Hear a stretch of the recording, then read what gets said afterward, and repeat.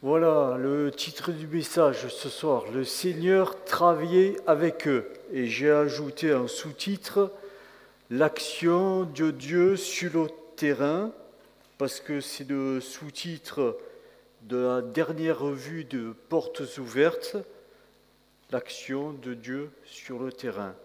Donc, on peut se pencher, voir comment Dieu a agi jusqu'à aujourd'hui, et on sait qu'il agit dans le monde entier. Il n'agit pas seulement très chemin des Floralis, mais il agit aussi dans le pays d'Aix, dans la France et dans le monde entier. Et pour le Seigneur, pour la parole de Dieu, il n'y a pas de frontières, il n'y a pas de barbelés, il n'y a pas de langue, mais Paul disait, la parole de Dieu n'est pas liée. Et la parole de Dieu s'y répand et elle traverse les continents, les coutumes, tout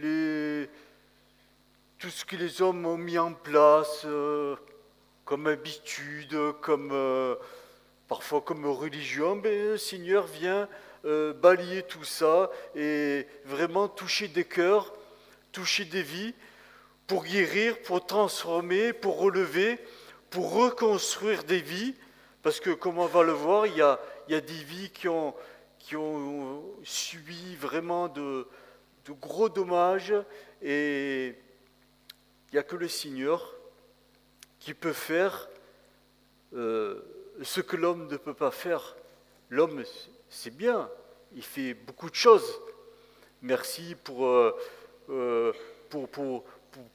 médecins, pour les professeurs. Merci pour tous les traitements qui sont en place. Et aujourd'hui, je me replongeais un peu pour des raisons administratives sur les dossiers médicaux et je voyais tout ça, je me dis, Seigneur, merci, merci. Voilà. Donc, on va lire un premier verset. Voilà. Donc, qui se trouve dans Ésaïe, « L'Esprit du Seigneur, l'Éternel, est sur moi, car l'Éternel m'a oint pour porter de bonnes nouvelles aux malheureux. Il m'a envoyé pour guérir ceux qui ont le cœur brisé, pour proclamer aux captifs la liberté et aux prisonniers la délivrance, pour publier une année de grâce de l'Éternel, et un jour de vengeance de notre Dieu, pour consoler tous les affligés, pour accorder aux affligés de Sion, pour leur donner un diadème au lieu de la cendre, une huile de joie au lieu du deuil, un vêtement de louange au lieu d'un esprit abattu. » Et on sait combien notre monde a besoin d'un vêtement de louange et non pas d'un esprit abattu, afin qu'on les appelle des térébintes de la justice, une plantation de l'Éternel pour servir à sa gloire. Donc c'est une parole prophétique prononcée par Ésaïe. Donc il y a quelques années, je n'ai pas la date, excusez-moi. Maintenant, on lit comment cette parole a trouvé son accomplissement.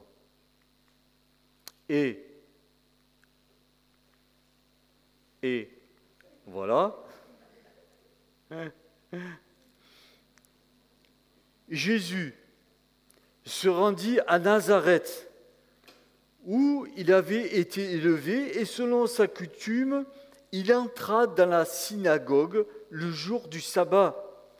Il se leva pour faire la lecture, et on lui remit le livre du prophète Ésaïe. L'ayant déroulé, il trouva l'endroit où il est écrit « L'Esprit du Seigneur est sur moi, parce qu'il m'a oint pour annoncer une bonne nouvelle aux pauvres. Il m'a envoyé pour guérir ceux qui ont le cœur brisé, pour proclamer aux captifs la délivrance et aux aveugles le recouvrement de la vue, pour envoyer libres les opprimés, pour publier une année de grâce du Seigneur. » Ensuite, il roula le livre, le remit au serviteur et s'assit. Tous ceux qui se trouvaient dans la synagogue avaient les regards fixés sur lui. Alors Jésus commença à leur dire, « Aujourd'hui, cette parole de l'Écriture que vous venez d'entendre est accomplie. » Donc on a vu la prophétie donnée par Isaïe et l'accomplissement, parce que c'est le Seigneur qui va accomplir cette parole, c'est du Seigneur qu'il s'agit. Lorsqu'il dit « l'Esprit du Seigneur est sur moi », etc., il est parlé de Jésus. Donc, on regarde un peu définition de ce que c'est qu'un opprimé et ce que c'est aussi d'opprimer quelqu'un. Donc le nom, le verbe, un opprimé, opprimer quelqu'un, c'est accabler quelqu'un sous un corps pesant ou par une forte pression. Synonyme, comprimer, écraser. Vous savez comment on met parfois dans un étau, on serre, comprimer, écraser. Faire peser un grand poids sur quelqu'un, sur quelque chose, soumettre quelqu'un à une autorité excessive et généralement injuste. Persécuter quelqu'un par des moyens violents, tyranniser. Merci pour le téléphone. Qui subit l'autorité excessive, tyrannique d'un pouvoir qui persécute. Personne soumise à une oppression, accabler quelqu'un de tourments, faire souffrir à l'excès, empêcher quelqu'un de s'exprimer, presser, comprimer, faire pression sur, accabler, faire fléchir, abattre, rien que ça. Et Paul disait, nous sommes pressés. Ça ne veut pas dire qu'il est en retard. Pas du tout, mais il était pressé. Persécuté, mais non abandonné. Abattu, mais non perdu. Parce qu'avec le Seigneur, il y a toujours de l'espoir. Et même dans les moments les plus difficiles, il est toujours là et il continue de briller dans nos cœurs. Jésus a dit, aujourd'hui, cette parole de l'Écriture est accomplie. Et cette parole est encore pour aujourd'hui. Là, j'ai marqué, ils doivent dire Amen. Cette parole est encore pour aujourd'hui, parce que l'action de Dieu n'est pas terminée sur le terrain, et comme on va le voir, Dieu continue à agir. Donc, si vous le voulez bien, si vous ne le voulez pas, tant pis, nous allons lire des versets qui nous montrent comment Dieu était à l'œuvre du temps de l'Évangile, mais aussi, surtout, du temps des Actes des Apôtres, qui a insufflé la vie à l'Église naissante. Donc, quelques versets, quelques au pluriel. Hein. J'ai pas de chance avec le machin là. Je sais pas, pourtant il est sur on. Ouais, il est sur on, mais c'est pas grave. Allez, on lit. Aujourd'hui, donc cette parole de l'Écriture, hop, on passe.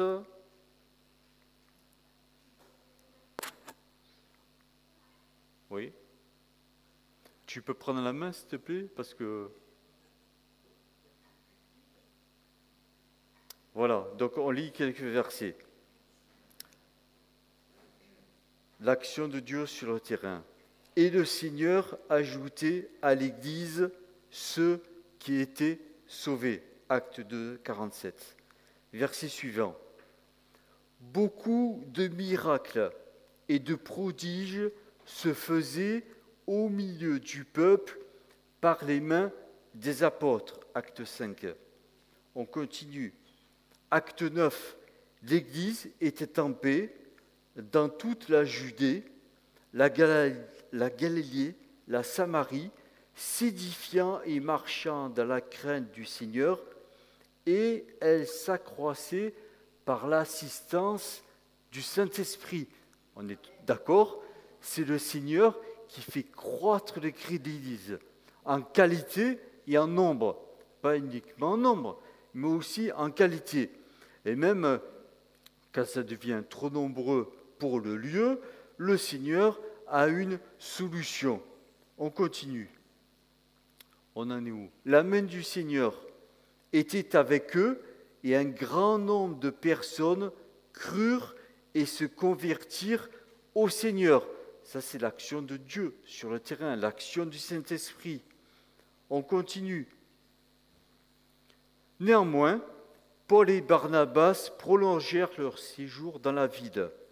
Ils parlaient avec assurance car ils étaient confiants dans le Seigneur et celui-ci confirmait la vérité du message de sa grâce en leur donnant d'accomplir des signes miraculeux et des prodiges.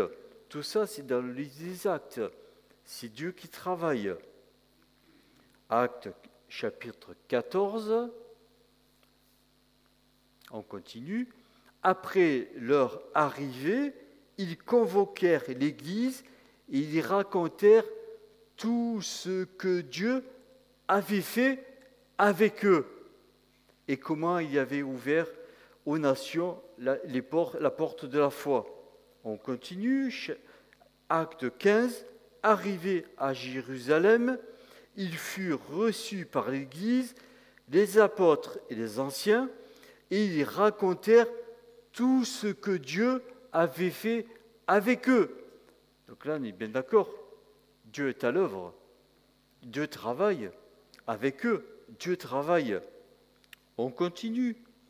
Actes, chapitre 15. Toute l'assemblée garda le silence. Comme ce soir. Et l'on écouta Barnabas et Paul qui racontèrent tous les miracles et les prodiges que Dieu avait fait par eux au milieu des païens. Allez, encore un. Acte 21, après les avoir salués, Paul raconta en détail ce que Dieu avait fait au milieu des païens. Et on voit au travers du livre des Actes comment Dieu travaille, comment il agit, comment il fait croître l'Église, comment il fait prospérer son œuvre. Ça me rappelle Ésaïe 53, l'œuvre de l'Éternel prospérera entre ses mains. Il part de Jésus. Et c'est Jésus qui fait prospérer toute son œuvre, tout ce que Dieu avait fait. Et bonne nouvelle, Dieu n'a pas fini de faire. L'action de Dieu sur le terrain n'est pas terminée. Et le Seigneur n'a pas fini d'agir à la fin du chapitre 28 des Actes des Apôtres. Et on pourrait dire que les Actes des Apôtres, en fait, il n'y a pas 28 chapitres. 29, 30, 31, 32, 33, 30. Il y en a né au... Je vais dire une bêtise, 14 738, demain ce sera le 739, etc., etc. Non, Dieu n'a pas fini d'agir. L'action de Dieu ne s'est pas terminée avec les actes des apôtres, mais elle continue de la même manière. Oui, de la même manière. Parce que le Seigneur n'a pas changé, c'est toujours le même, il est toujours fidèle à sa parole pour honorer sa parole et pour honorer la foi. Donc le Seigneur délivre encore les captifs, il renvoie encore aujourd'hui libres les opprimés, et c'est ce qu'il a fait pour chacun d'entre nous. Ne nous a-t-il pas renvoyés libres, nous qui étions sous l'autorité tyrannique du péché? Est-ce qu'il ne nous a pas délivrés? Alors bien sûr, le péché est toujours là. Le péché toujours nous harcèle, nous embête. Toujours comme un aiguillant. Mais le Seigneur nous a délivrés. nous ne sommes plus destinés à la colère de Dieu, nous sommes destinés au salut que le Seigneur Jésus est prêt à révéler pour chacun d'entre nous. Amen. Verset suivant. Il nous a délivrés de la puissance des ténèbres. Voilà une vérité. Il nous a délivrés de la puissance des ténèbres. Et si quelqu'un, ce soir, ne peut pas dire avec certitude « Le Seigneur m'a délivré de la puissance des ténèbres », je suis pas. Alors qu'il sache que le Seigneur est toujours le même, comme on vient de le voir. Il est là, et lorsque quelqu'un lui demande pardon pour ses péchés, le Seigneur pardonne. La repentance, c'est bien. C'est encore mieux la repentance et la foi. Parce que je me repens et je crois que Jésus me pardonne lorsque je lui demande pardon. Pourquoi ?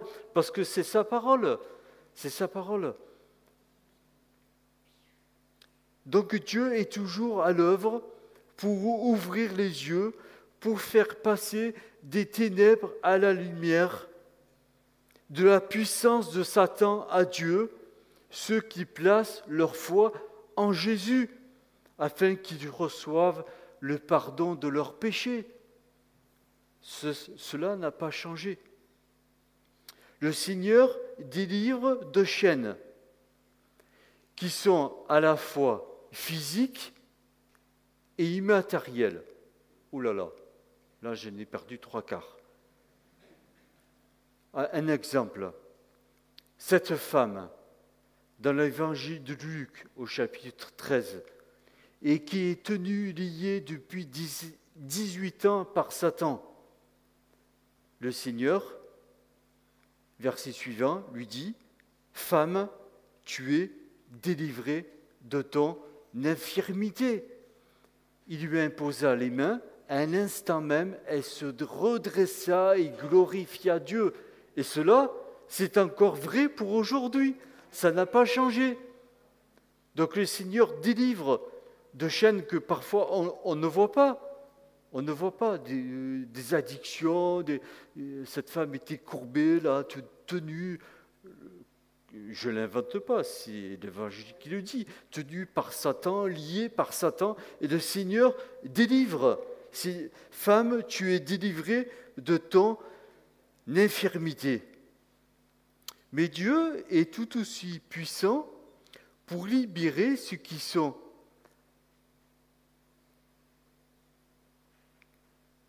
matériellement et injustement prisonniers et captifs pour les renvoyer libres. Comme cette fois où les apôtres ont été jetés en prison, toujours dans le livre des Actes. Verset suivant. Donc, ils ont été, pour reprendre l'expression de la Bible, jetés en prison. On ne les a pas déposés tranquillement dans une chambre 4 étoiles avec télé, CanalSat et compagnie. Pas du tout. On les a jetés en prison. Et en lisant le texte, on voit qu'il y a plusieurs portes, parce que les portes de la prison. Donc, verset suivant, qu'est-ce qui s'est passé ? Mais un ange du Seigneur, ayant ouvert pendant la nuit les portes de la prison, leur dit « Allez, tenez-vous dans le temple et annoncez au peuple toutes les paroles de cette vie. Allez !» Ça vous fait penser à rien, ça ? Allez ! Faites des disciples, de toutes les nations des disciples. Allez ! Ça pourrait être l'appel du 18 juin, par exemple. Allez, allez.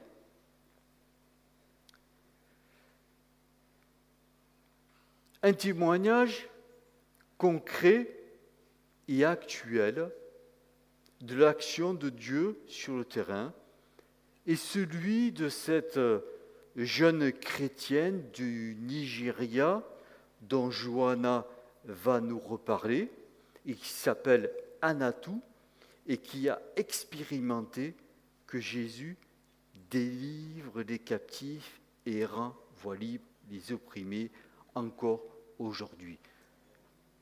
Johanna nous en parlera. Les versets que nous avons lus nous parlent, oui, de ce que Dieu fait, de ce qu'il a fait, de ce qu'il fait encore aujourd'hui, mais plus précisément de ce que Dieu fait, de ce qu'il a fait avec eux. Avec eux. Parce que, figurez-vous, que Dieu ne travaille pas tout seul.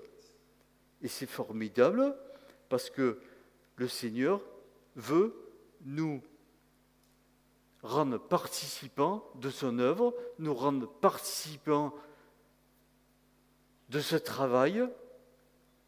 Mais on sait que c'est le Seigneur qui fait, mais il veut se servir de chacun de nous comme il s'est servi des apôtres, des uns et des autres. Et les apôtres, ce n'étaient pas des surhommes, comme plusieurs fois il est dit dans les Écritures, c'était des hommes de la même nature que nous.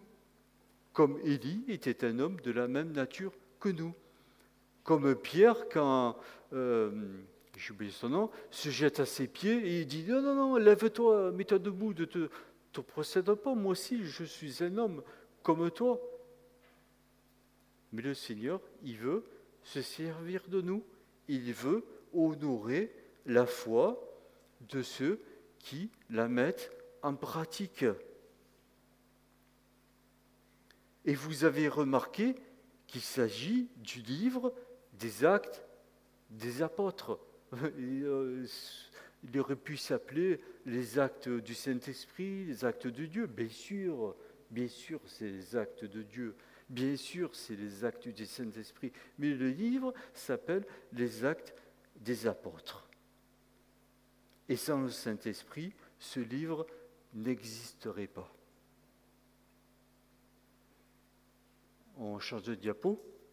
Donc, et le Seigneur travaillait avec eux, par les mains des apôtres. La main du Seigneur était avec eux. Le Seigneur confirmait en leur donnant d'accomplir tout ce que Dieu avait fait par eux, avec eux et au milieu des païens. Paul dit, dernier verset, que nous sommes ouvriers avec Dieu. Quel privilège que celui que nous fait le Seigneur de pouvoir collaborer avec lui. Est-ce que vous êtes d'accord de collaborer avec Dieu? N'est-ce pas vraiment la chose la plus belle qu'il puisse y avoir pour nous ici-bas? Bien sûr, il y a d'autres choses, d'accord? Il y a des choses qui sont belles. Mais là, le Seigneur est d'accord de nous faire collaborer à son œuvre et désire nous utiliser. L'action de Dieu sur le terrain, c'est le titre du dernier magazine de Portes ouvertes. Alors, pour ceux qui étaient là, mardi dernier, on a eu une prédication sur les